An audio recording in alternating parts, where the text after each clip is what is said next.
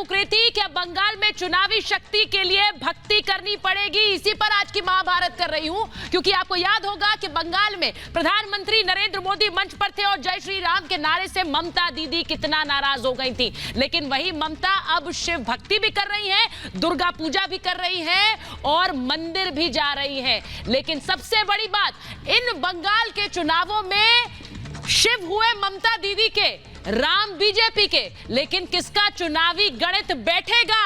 क्या भक्ति से ही चुनावी शक्ति हासिल होगी? इसी पर आज की महाभारत कर रही हूं। एक रिपोर्ट पहले देखिए।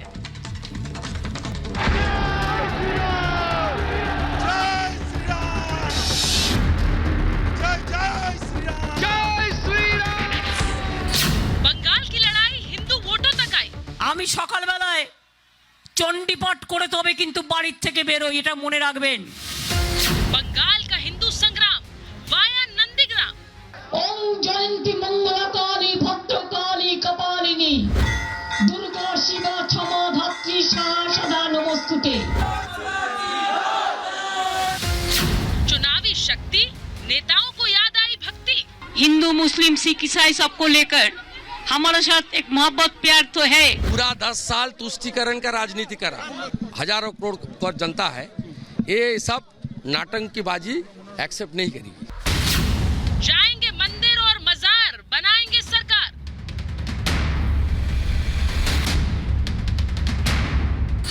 दीदी के शिव वर्सेस बीजेपी के राम, किसका बनेगा काम? नमस्तस्यै नमस्तस्यै नमस्तस्यै नमो नमो। जय श्री राम, जय जय श्री राम। धर्म की सियासत से बंगाल में मिलेगी सत्ता। आज दीदी चंडी पाठ कर रही हैं। बंगाल का संग्राम हिंदू वोट पर घमासान।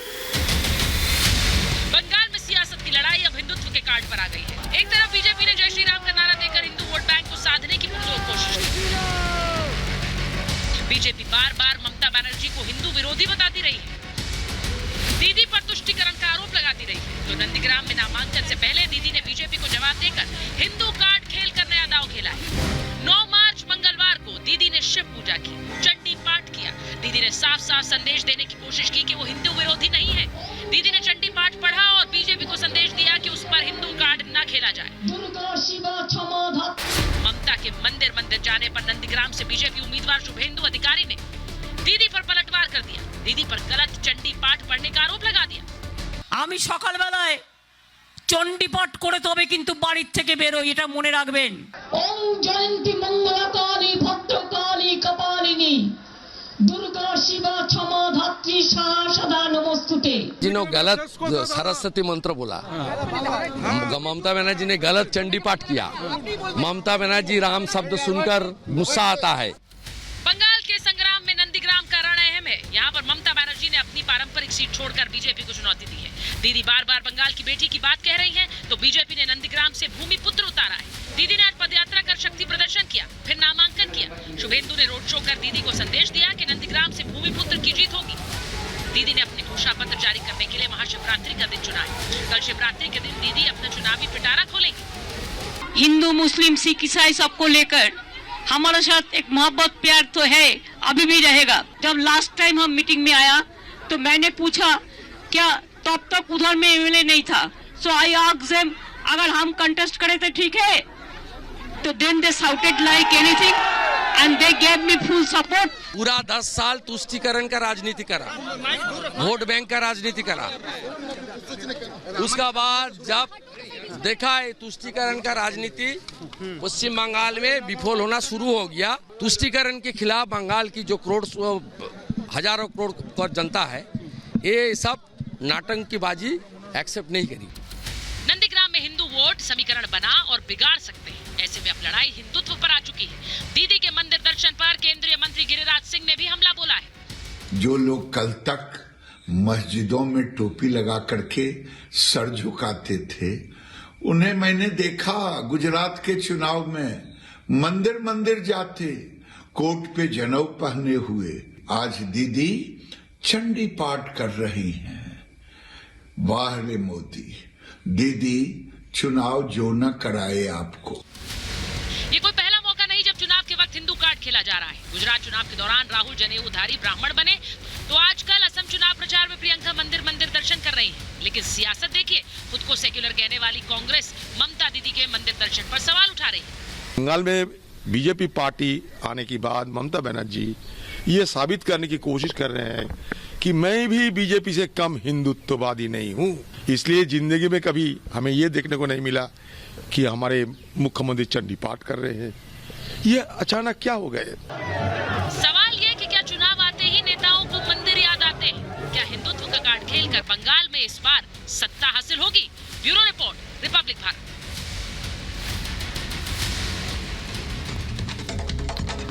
और आज महाभारत में मैं पूछ रही हूं ये सवाल, बंगाल की लड़ाई हिंदू वोट तक आई।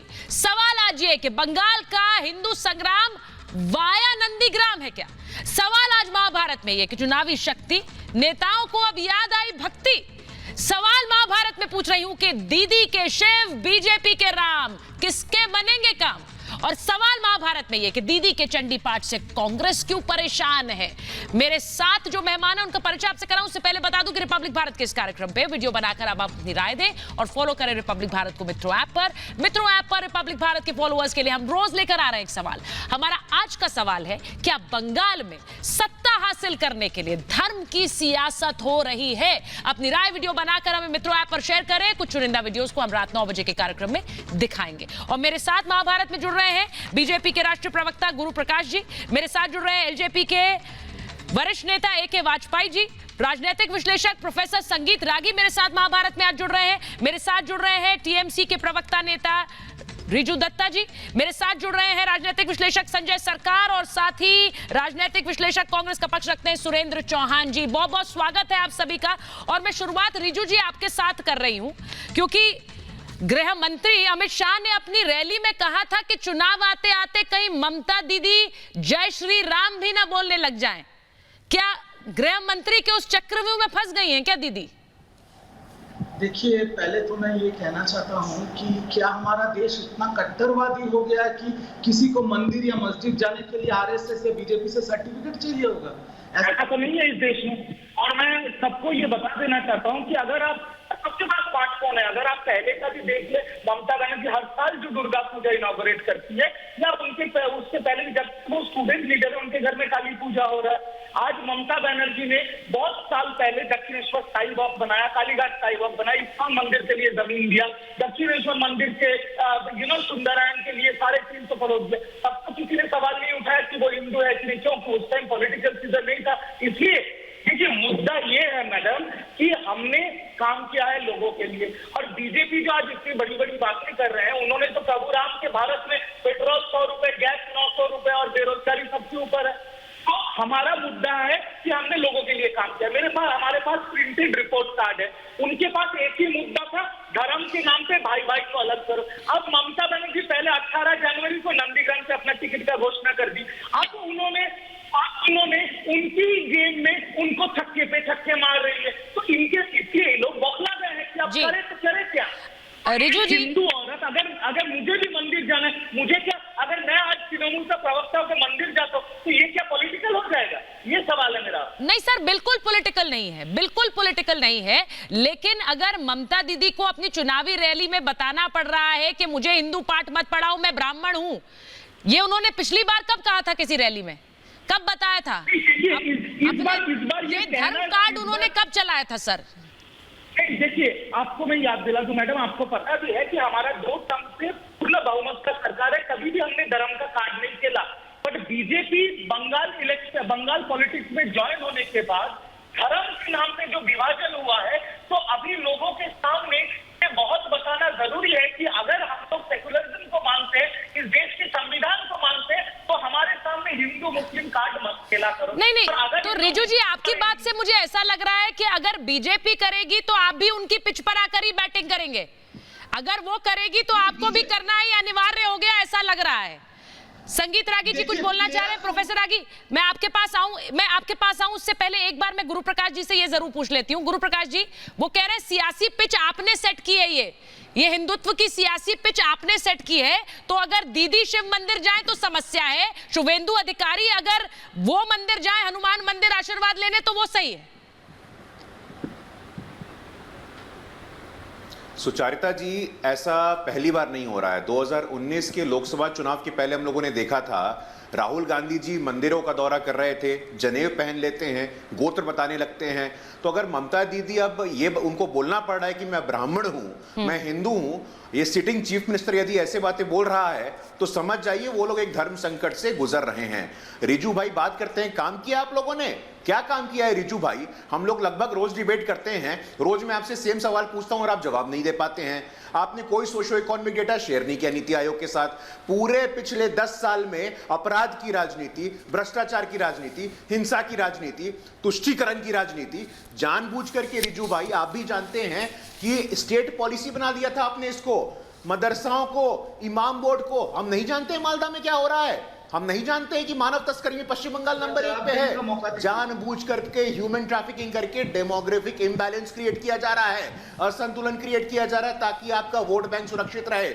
आत्ममंथन करिए रिजू दत्ता, अगर आपके पास आज टीएमसी के पास कुछ काम किया होता आप लोगों ने, देखिए तो ये आज दौर नहीं आता।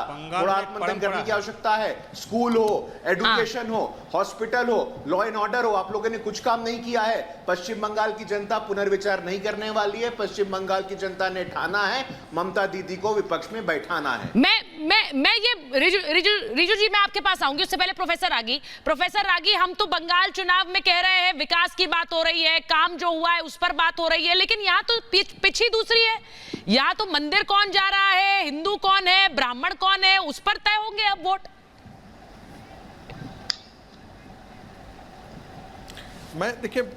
देखिए सुचरिता जी,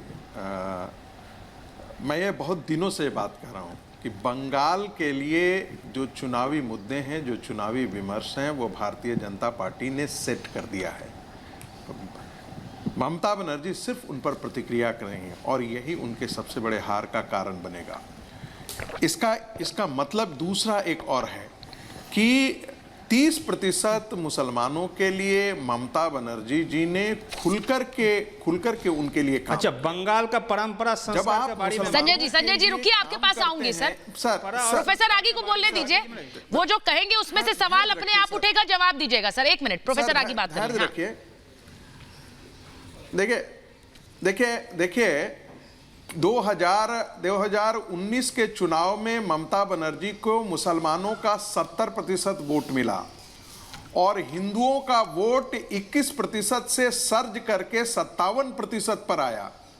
यानी कि पश्चिम बंगाल के हिंदुओं में एक बहुत भारी प्रतिक्रिया थी। हालांकि उस समय तक भी ये उनको निश्चित नहीं था कि क्या भारतीय जनता पार्टी जीत पाएगी या नहीं जीत पाएगी। हाँ। अब उनको लगता है कि भारतीय जनता पार्टी जीत रही है और ऐसी स्थिति में 70% यदि मुसलमानों का पोलराइजेशन बंगाल की राजनीति में होता है तो इसके परिणाम बिल्कुल अलग होंगे। ये परिणाम वैसा नहीं होगा। ममता बनर्जी इसीलिए अपने चुनावी समीकरण को ठीक करने में लग गई। सपना है, उनको लगा कि यदि ओवैसी की पार्टी सपना हो गया और यदि कांग्रेस के साथ जो एक पिरजादा की पार्टी, ये दोनों पार्टियां यदि वोटों का स्प्लिट करती है तो उनके लिए जमीन खत्म हो जाएगी। यही कारण है कि वो आज फिर से वो हिंदुत्व की तरफ लौटने का। ये बहुत बड़ी बात प्रोफेसर आगी कह रहे हैं। वो कह रहे हैं कि उन्हें लग रहा है उनकी सियासी जमीन खत्म हो जाएगी अगर वो ये कार्ड नहीं खेलेंगी। क्या ये धर्म का कार्ड? लेकिन सवाल ये भी कि सारी पार्टियां इस बंगाल की सियासी पिच पर यही कार्ड खेल रही हैं। मैं बड़ी खबर एक बार बता रही हूं नंदीग्राम से, जहां पर शुवेंदु अधिकारी वर्सेस ममता बनर्जी है, वहां से सीपीआई ने अपना उम्मीदवार उतार दिया है। बड़ी खबर बता रही हूं, सीपीआई की मीनाक्षी मुखर्जी नंदीग्राम से चुनाव लड़ेंगी। लेफ्ट कांग्रेस आईएसएफ गठबंधन की उम्मीदवार है। बंगाल चुनाव में नंदीग्राम से सीपीआई ने अपना उम्मीदवार उतारा है। सीपीआई की नंदीग्राम से उम्मीदवार, अब जहां शुवेंदु अधिकारी वर्सेस ममता बनर्जी हैं, वहां पर लेफ्ट कांग्रेस ने मीनाक्षी मुखर्जी को उतारा है। मीनाक्षी मुखर्जी कितना इंपैक्ट डाल पाएंगी, क्योंकि ये लड़ाई ऐसी है जिस पर सबकी निगाहें दो ही चेहरों पर है। लेकिन मैं पहले शाजिया के पास जा रही हूं, हल्दिया से हमारे साथ जुड़ रही हैं। शाजिया, हमने देखा है पिछले दिनों ममता बनर्जी हरि मंदिर गई, दुर्गा मंदिर गई, जगन्नाथ मंदिर गई। इस बार बंगाल में चुनावी मौसम में ममता बनर्जी के मंदिर दर्शन को लेकर क्या चर्चा है? देखिए सुजारिता, अमार नाम, तोबार नाम, सिंगूर, भांगुड़ और नंदीग्राम के नारे के साथ साल 2007 में इसी जमीन से उन्होंने बिगुल फूंका था। लेकिन आज की जो हवा है, आपके सवाल के अनुसार मैं जवाब दे रही हूं, वो कुछ बदली हुई नजर आ रही है। साल 2007 में उन्होंने लेफ्ट को उखाड़ फेंका था और आंधी चली थी ममता बनर्जी की, लेकिन आज का वक्त बदल चुका है क्योंकि शुभेंदु अधिकारी जो एक लंबे अरसे तक उनके सेनापति बने रहे, आज वो बीजेपी में शामिल हो गए हैं। तो जाहिर सी बात है, जो वोट है, जो जनता है, वो शुभेंदु अधिकारी के पक्ष में होती हुई नजर आ रही है। लेकिन दूसरी तरफ वो मंदिर जाए, दरगाह जाए या फिर गुरुद्वारा, इसका कोई असर खासा होता हुआ नजर नहीं आ रहा है, क्योंकि जैसा कि मैंने कल बताया था कि यहाँ पर मुकाबला 60-40 का नजर आ रहा है। कुछ ऐसी जगह है जहां पर लोग बोल रहे हैं कि टीएमसी ही आएगी, यानी कि ममता दीदी को आना होगा, लेकिन कुछ जगह वो भी है जो लोग ये कह रहे हैं कि बदलाव की जरूरत है, हमें रोजगार की जरूरत है। यहाँ पर बेरोजगारी बहुत ज्यादा है, यहाँ पर विकास नहीं हो रहा है, यहाँ पर डेवलपमेंट नहीं हो रहा है। तो ऐसे में शुभेंदु अधिकारी को लोग पसंद कर रहे हैं। स्थिति ये है। बिल्कुल शाजिया, जैसा आपने बताया कि इस वक्त इस बार शुभेंदु अधिकारी, ममता बनर्जी, इन दोनों नामों को लेकर नंदीग्राम में एक बहस छिड़ी है। बहुत बहुत धन्यवाद शाजिया आपका। लेकिन मैं एक बार फिर बता दूं अपने दर्शकों को कि जिस तरह से नंदीग्राम में लेफ्ट ने अपना उम्मीदवार तो उतारा है। मैं सुरेंद्र चौहान जी के पास जाऊंगी, क्योंकि सुरेंद्र चौहान जी, अधीर रंजन चौधरी कह रहे हैं कि किस तरह से चुनाव में ब्राह्मण कार्ड खेल रही है ममता बनर्जी। जो चुनाव में जनेऊधारी हो जाते हैं सर, वो दूसरों के हिंदू कार्ड खेलने पर आपत्ति जता रहे हैं। सुचारिता, अधीर रंजन चौधरी जी ये नहीं कह रहे कि वो ब्राह्मण कार्ड खेल रही हैं। उनका एक छोटा सा स्टेटमेंट है कि ये ऑनरेबल प्राइम मिनिस्टर की कामयाबी है कि ममता दीदी भी अब मंदिर जाने लगी हैं, और उसकी मतलब तारीफ कर रहे हैं प्रधानमंत्री की। तो खुद हिंदू हैं, तारीफ कर रहे हैं प्रधानमंत्री की। तारीफ नहीं कर रहे हैं, उनकी कामयाबी बता रहे हैं, उनकी कामयाबी बता रहे हैं, कामयाबी। सर अगर प्रधानमंत्री, तारीफ करना अलग होता है, कामयाबी बताना अलग होता है। सर प्रधानमंत्री और ममता दीदी की तारीफ ही करते रहेंगे, पार्टी के बारे में कब सोचेंगे बंगाल में? बयानों में कभी राहुल गांधी और सोनिया गांधी और प्रियंका वाड्रा का भी जिक्र कर लें वो।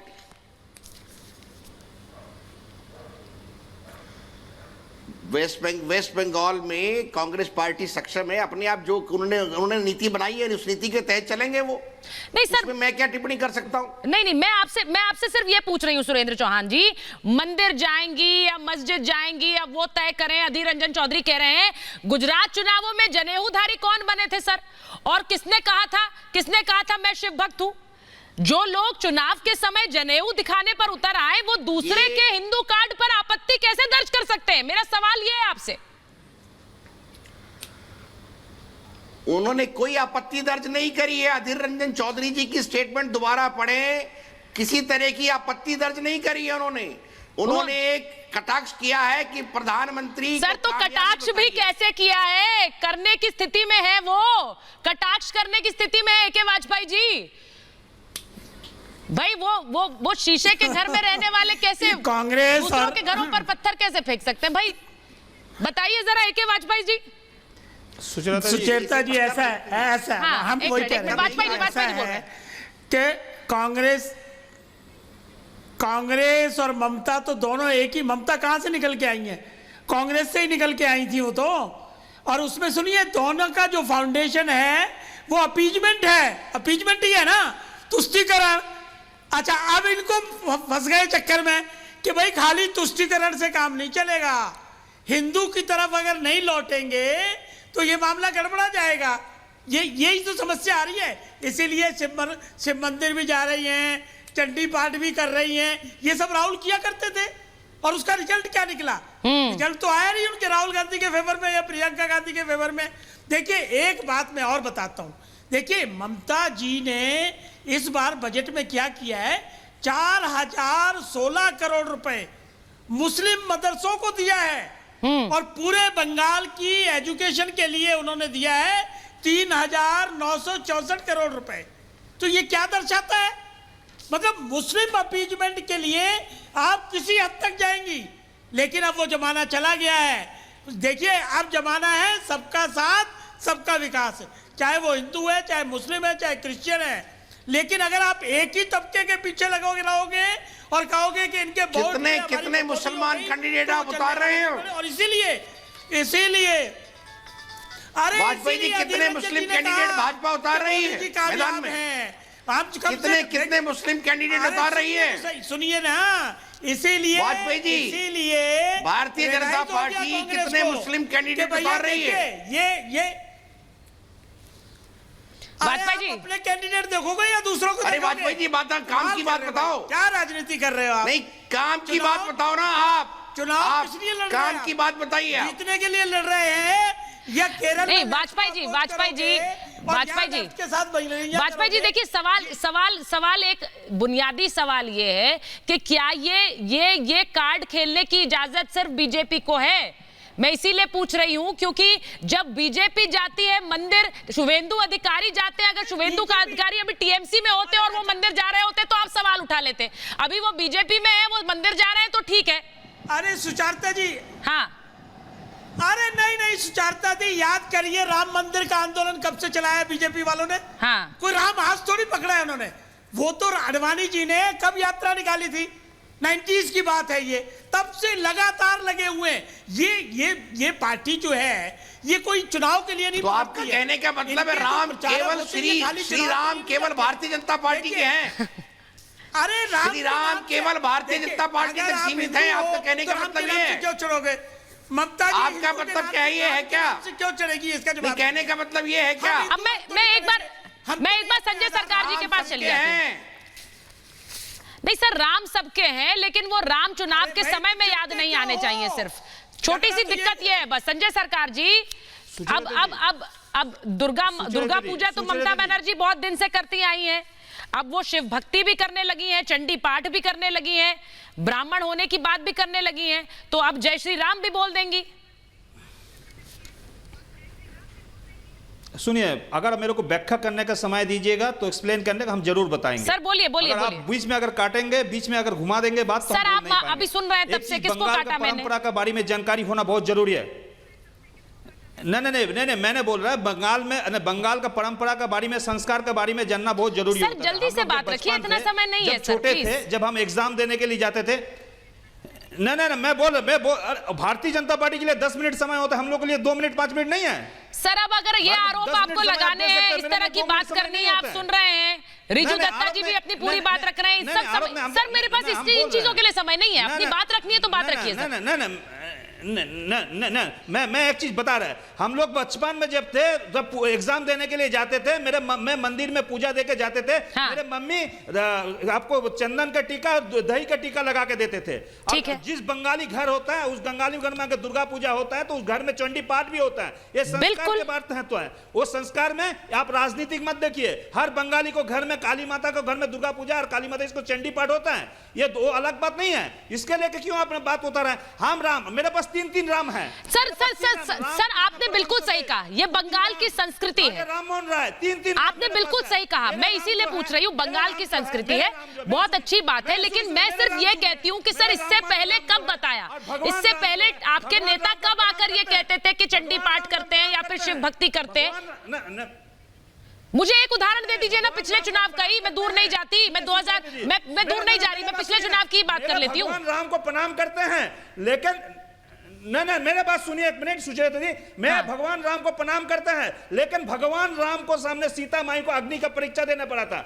और मेरा राम मोहन राय जो थे वो हजारों सती को बलि होने से बचाए हैं। वो हाँ। राम मोहन राय राम हैं, वो भी राम हैं, ये भी हमको मानने पड़ेंगे। बंगाल में राम मोहन राय जो सती पता जो उठाए थे वो भी राम मोहन है। आज रागी जी को जानकारी होनी चाहिए। रागी जी जब बैठते हैं, हिंदू मुसलमान पाकिस्तान चाइना आ जाता है। जब कम्युनिस्ट लोग जब इंडिया में बंगाल में जब शासन करता था, कभी कभी जब भाषण रागी जी आप पर आरोप लग रहा है, इंग्लैंड आ जाता था। प्रोफेसर रागी पर आरोप लग रहा है। नहीं, बेकार का मुद्दा, बेकारी का मुद्दा में बात कीजिए ना। ठीक है, का मुद्दा में बात कीजिए ना। ठीक है, तो सर बिल्कुल आप बिल्कुल सही कह रहे हैं। मैं महंगाई पर बात करना चाहती हूँ, मैं विकास पर बात करना चाहती हूँ, लेकिन प्रोफेसर रागी जो नेता है वही बात नहीं कर रहे हैं ये चुनावी प्रचार में, तो मैं कैसे करूं? बताइए प्रोफेसर रागी। हाँ। चुना मंदिर देखिए, मैं एक एग्जांपल दिए हैं। जब मंदिर, अच्छा संजय जी, फिर मैं रिजू जी आपके पास आऊंगी। संजय जी बोलिए, फिर गुरु प्रकाश जी और रिजू जी के लिए जाते हैं। अच्छा प्रोफेसर रागी को बोलने दीजिए, जवाब दे रहे हैं भाई। आरोप लगा दिया आपने, अब उनको मौका तो दीजिए डिफेंस तैयार करने का अपना। इसमें कौन से गुना है? प्रोफेसर रागी बोलिए, कौन से गुना है? सुचरिता, हाँ सुचरिता, दिक्कत यह है कि आप मुसलमान करें तो बहुत तो सेकुलरिज्म है। यदि भारतीय जनता पार्टी हिंदू का नाम ले ले तो कहा जाता है वो नॉन सेकुलर है। ऐसे तो नहीं हो सकता ना। ममता बनर्जी ये अच्छी तरह जानती हैं कि 122 कॉन्स्टिट्यूएंसी है बंगाल की, जिसमें मुस्लिम जनसंख्या, खासकर जो बांग्लादेश से आए हुए मुसलमान हैं। टीवी राजेश्वर की रिपोर्ट पढ़ लीजिए, उन्होंने वहां की पूरी रिलीजियस डेमोग्राफी बदल दी है। अब बंगाल का हिंदू यदि डरा हुआ महसूस करता है, पलायन करके भागे, प्लीज जरा सुन लीजिए, मैं पढ़। भाई संजय जी आप चाहते हैं आप बोले तो कोई ना बोले, और अब आप दूसरे को मौका नहीं दे रहे हैं, बोलने दीजिए उन्हें, वो जल्दी से पॉइंट खत्म करेंगे। संजय जी रुकिए, संजय जी और भी मेहमान है, बहुत पेशेंटली इंतजार कर रहे हैं सब। कैसे अभी दूसरी बात, बांग्लादेश से मुसलमान दूसरी बात कैसे आए हैं और बॉर्डर से कैसे आए हैं? तारकेश्वर टेम्पल बोर्ड का आप चेयरमैन किसी मुसलमान को, आप मस्जिदों के आप बोर्ड बना करके आप हिंदू को उसका मठाधीश बना दीजिए। जरा हम देखते हैं आप कैसे काम करते हैं। आप 4000 करोड़ रुपए आप मदरसे के एजुकेशन के लिए करते हैं और 3000 करोड़ रुपए बाकी और स्कूलों की शिक्षा के लिए करते हैं। ये कौन सा तरीका है भाई? आप इमामों के लिए वेतन देते हैं तो सारे मंदिर के पुजारियों के लिए वेतन क्यों नहीं देते हैं? हाँ। जब हम 47 में अब बड़ी बात ये है मोहम्मद साहब के लिए, बड़ी बात ये है कि चाहे वो गुरु प्रकाश जी, मैं रिजू जी और गुरु प्रकाश जी के पास जा रही हूँ।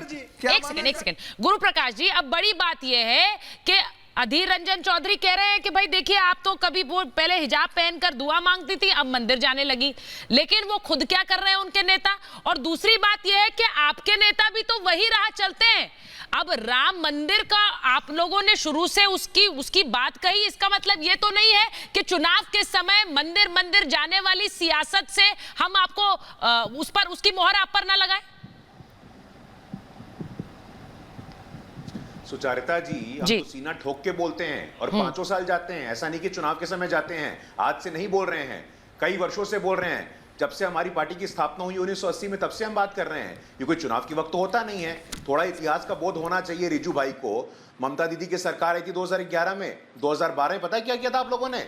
ममता दीदी ने माइनॉरिटी वेलफेयर के लिए 73% बजट बढ़ाया था, और आज 2021 में मंदिर जा रही हैं। क्या दोहरे मापदंड है, क्या हिपोक्रेसी है, क्या ड्यूअल स्टैंडर्ड्स है? थोड़ा आत्ममंथन करना चाहिए रिजू भाई आप लोगों को। पश्चिम बंगाल की जनता मूर्ख नहीं है, फॉर ग्रांटेड आप लोग मान के चल रहे हैं। आप लोगों ने समझा क्या है पश्चिम बंगाल की जनता को? देखिए, भारतीय जनता पार्टी कहती है जन कल्याण, आप कहते हैं भतीजा कल्याण। भारतीय जनता पार्टी विकास में लगी है, आप अभिषेक के विकास में लगे हो। शुद्ध रूप से पिछले 10 वर्षों में भ्रष्टाचार, अपराध, आंकड़े हैं मेरे पास। आप नीति आयोग के साथ डेटा नहीं शेयर करते हो, क्राइम का डेटा आप एनसीआरबी के साथ शेयर नहीं करते हो। निरंतर सिर्फ एक ही एजेंडा रह गया है ममता दीदी का कि किस प्रकार हम अभिषेक बनर्जी को मुख्यमंत्री की कुर्सी पर बैठा दे, लेकिन चोलबे ना, इस बारी चोलबे ना। क्या चोलबे और क्या चोलबे ना? रिजू जी मैं आपके पास आऊंगी, लेकिन उससे पहले एक बड़ी खबर ले लूं, क्योंकि इस पर भी रिजू जी मुझे आपका रिएक्शन चाहिए होगा। बीजेपी ने चुनाव आयोग से शिकायत की है। बड़ी खबर अपने दर्शकों को बता रही हूं, पुलिस टीएमसी काडर की तरह काम कर रही है, यह बीजेपी का कहना है। नामांकन में मौजूद पुलिसकर्मियों की शिकायत की गई है बीजेपी द्वारा।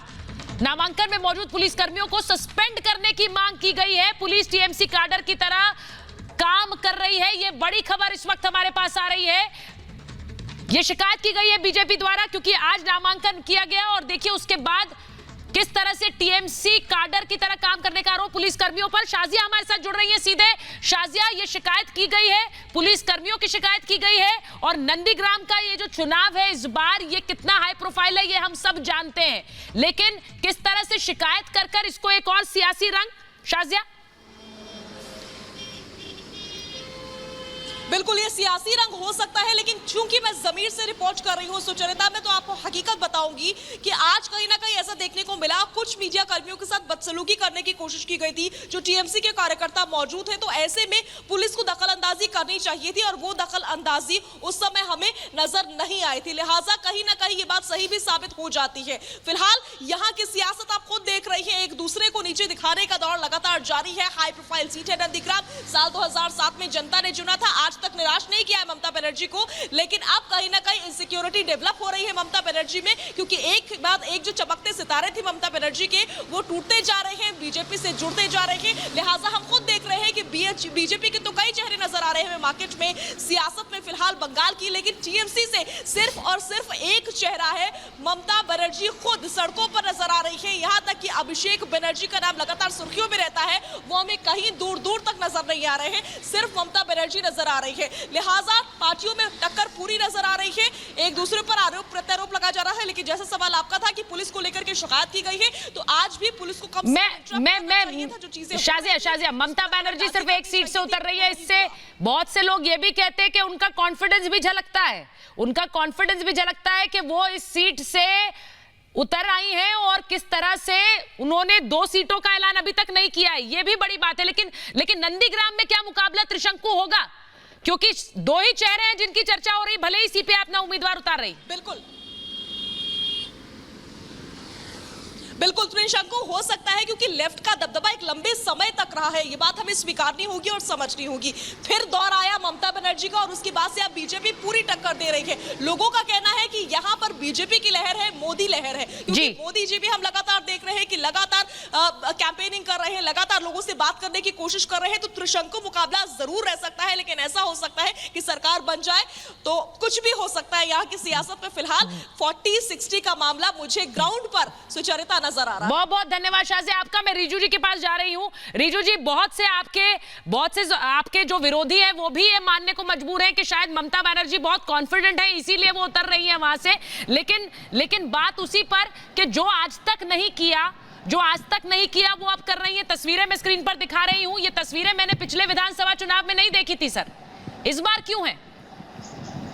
क्योंकि मैंने आपको बता दिया कि जब से बीजेपी बंगाल पॉलिटिक्स में उतरी है, उन्होंने ये धर्म के नाम पे राजनीति किया, लो भाई भाई को तोड़ने की राजनीति की है। अब मैं अपने मित्र गुरु प्रकाश को एक चीज याद दिला दूं और आपके दर्शकों को कि ये एकमात्र प्रदेश है पूरा भारतवर्ष में जहां पर एक महिला मुख्यमंत्री है और जहां पर फ्री का राशन, फ्री की शिक्षा, फ्री का हेल्थ स्कीम और हर औरत को एक 5 लाख रुपए का हेल्थ इंश्योरेंस कार्ड मिलता है, जिससे उसको पूरे परिवार को 5 लाख रुपए का इंश्योरेंस मिलता है। इससे बड़ा काम क्या होगा? और आप लोगों ने तो बेरोजगारी और दाम इतना ऊपर कर दिया कि आम आदमी कैसे ही मर रहा है। कोई भी पेट्रोल पंप जाएगा वो तो आपके फूल बरसाता है। अब आ जाता हूं मैं समीकरण की राजनीति में। ये लोग भतीजा अभिषेक बनर्जी का नाम बोलते हैं। मोदी जी के भतीजे को भूल गए आप लोग? जैसा जिसका 7 साल में 10 लाख गुना उसका कारोबार बढ़ गया और बिना बैग पकड़े हुए बीसीसीआई का अध्यक्ष बन गया। ये आप लोग भूल जाते हैं। आप लोग तोलाबाजी का बात करते हैं, जब आप लोग दिवाली बम्पर सेल बजट में पूरे देश को कुछ पूंजीपतियों के हाथ में बेच दिया था, तब आप लोग भूल गए कितना तोलाबाजी आप लोगों ने किया। नहीं रिजू जी देखिए, गुरु प्रकाश जी हैं, वो जवाब देंगे आपके सवालों का। लेकिन मैं सिर्फ एक चीज कह रही हूँ सर, आप बार-बार कह रहे हैं बीजेपी कर रही है ये, बीजेपी कर रही है वो, तो जो बीजेपी कर रही है वही आप भी करेंगे। मतलब ये आपने क्लियर कर दिया, उन्हें आपको जहां खींचना है वो खींच कर ले आए। वो अपनी पिच पर कंफर्टेबल है सर, आप अनकंफर्टेबल हो जाएंगे। सर सुचरिता जी, मैं आपको एक चीज सिर्फ इतना बता देना चाहता हूँ कि पिच बंगाल का है और बंगाल की कप्तान ममता बनर्जी है। ये मोटेरा नहीं है जो नाम बंगाल की सत्ता ममता बनर्जी है। गुरु प्रकाश जी, सिर्फ आपको एक बड़ा चीज बता दूं गुरु जी को, उसका बाद वो गुरु मेरे जवाब दे दे कि अगर ममता बनर्जी को ये लोग बोल रहे हैं तो आज तो ममता बनर्जी का नॉमिनेशन फाइल हो गया, तो शुभेंदु कल क्यों नहीं फाइल करा? क्यों वो शुक्रवार को फाइल कर रहा है? क्योंकि वो जुम्मा का बार है। तो क्या शुभेंदु अभी माइनॉरिटी का खेल रहा है? इसका भी जवाब दे। हाँ गुरु प्रकाश जी जवाब दीजिए।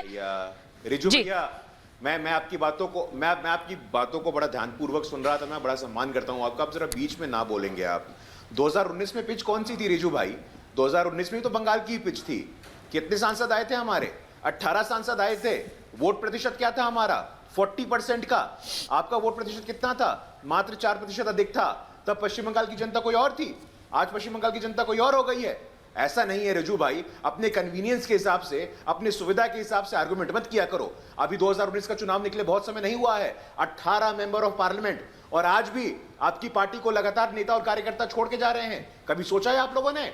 बड़े से बड़े नेता, छोटे से छोटे कार्यकर्ता, कोई आंतरिक लोकतंत्र नाम की चीज ही नहीं है, सामूहिक नेतृत्व नाम की कोई चीज ही नहीं है। तो सिर्फ मैं, मेरा भतीजा, कब तक चलेगा ऐसा? कोई भी व्यक्ति कोई, अरे भैया मैं बीच में नहीं बोलता हूं, थोड़ा सुनो आप लोग ध्यानपूर्वक। जितना एनर्जी आप लोग हमारे ऊपर फोकस कर रहे हैं ना, भारतीय जनता पार्टी के ऊपर, यदि आपने काम किया होता तो शायद पश्चिम बंगाल की जनता पुनर्विचार करती, लेकिन अब you have miss the bus निकल गया है, गाड़ी निकल गई है, अब चोलबे ना। पश्चिम बंगाल की जनता ने मन बना लिया है और लगातार हमारे नेताओं को सुनने, जिस प्रकार पूरी की पूरी पश्चिम बंगाल की जनता आ रही है, उन्होंने अपना आशीर्वाद देने का मन बना लिया है भारतीय जनता पार्टी को। आपके दोहरे मापदंड उनके सामने उजागर हो गए। जी रिजू जी जवाब दीजिए, उसके बाद मैं संजय सरकार जी के पास जा रही हूँ। जल्दी से जवाब दीजिए। मैं मेरे मित्र गुरु प्रकाश को इतना ही बोलना चाहता हूँ कि भाई ममता बनर्जी का जीत कब होगा पता है? जब इस देश के प्रधानमंत्री को एक कैंडिडेट के लिए नंदीग्राम प्रचार करने आना पड़ेगा। ये बात आप देख लीजिएगा, और वो सबसे बड़ी जीत होगी ममता बनर्जी के लिए, क्योंकि आपने शुभेंदु को अच्छे से बलि का बकरा बना दिया और इस बेचारे का सारा करियर खराब कर दिया। अब उसको बचाने के लिए मोदी जी को एक कैंडिडेट। रिजू जी मैं ये मानकर चलूं कि सिर्फ नंदीग्राम से चुनाव लड़ेंगी दीदी और किसी सीट से नहीं लड़ेंगी? ये तो डिक्लेयर हो गया था मैडम, और ये तो मैं दीदी ने आज नॉमिनेशन भी फाइल कर दिया। दीदी नंदीग्राम से लड़ेंगी, वो हमेशा से स्ट्रीट फाइटर है और ये उन्होंने प्रमाण कर दिया है। मैं ये इसलिए पूछ रही हूँ, शुभेंदु अधिकारी को बलि का बकरा बनाने की बात कर रहे हैं वो प्रोफेसर रागी, संजय सरकार जी। प्रोफेसर रागी क्या ये होगा? नंदीग्राम में जो होगा, जो भी होगा, वो इतिहास रचेगा। जी देखिए, स्मृति ईरानी को जब राहुल गांधी के सामने खड़ा किया गया था तो यही कहा गया था कि बेकार में इनका करियर राजनीतिक सही। आज राहुल गांधी कहाँ है, स्मृति ईरानी कहाँ है, आप देखिए ममता बनर्जी के ये राजनीतिक शैली है। आपने ये प्रश्न किया था ना कि उन्होंने नंदीग्राम से ही लड़ने की क्यों ठानी? कई बार आपने ऐसे पहलवान को देखा होगा जो आपको उनको आप जमीन पर पटक दीजिए, उसके बावजूद भी वो कहेंगे कि जब तक हम चित नहीं हो जाते हैं तब तक हम हार नहीं मानते हैं। तो आज नरेंद्र मोदी और उनकी पार्टी ने लगभग उनको रगड़ा दे दिया है। ममता बनर्जी की पार्टी आज जमीन पर है। किसी भी पार्टी में मैंने इतना बड़ा पलायन नहीं देखा है। आप 1989 और 90 का वो दौर देखिए जब भारतीय जनता पार्टी में समाज के विभिन्न वर्गों से लोग आते थे, और वह एक अपने आप में संकेत था कि भारतीय राजनीति में एक व्यापक परिवर्तन होने जा रहा है। वो परिवर्तन राजनीति में साफ साफ दिखा। भारतीय जनता पार्टी 2 से 92 तक पहुंच गई थी। संजय जी आ रही हूँ, 1 मिनट रुकिए। के अंतर्गत यदि आप देखेंगे तो भारतीय जनता पार्टी के वोटों के प्रतिशत में इतनी बड़ा वृद्धि हुई थी। और इस बार यदि वो वृद्धि, मैं सिर्फ इतना कहता हूं कि यदि 57% हिंदुओं का वोट यदि 70% हो जाता है तो बंगाल की राजनीति में ममता जी का रहना मुश्किल होगा। भाई संजय जी जो गणित मेरे पास है, नंदीग्राम में 2 लाख हिंदू वोटर हैं। मैं इसको इस तरह से देखना नहीं चाहती हूँ कि मैं धर्म में बांट कर देखूं, लेकिन ये हकीकत है, ये सत्य है कि वहां पर हिंदू वोटरों की संख्या ज्यादा है। इसीलिए मजबूरी हो गया है आज ममता बनर्जी वहां चुनाव लड़ रही हैं और अपना धर्म याद दिला रही।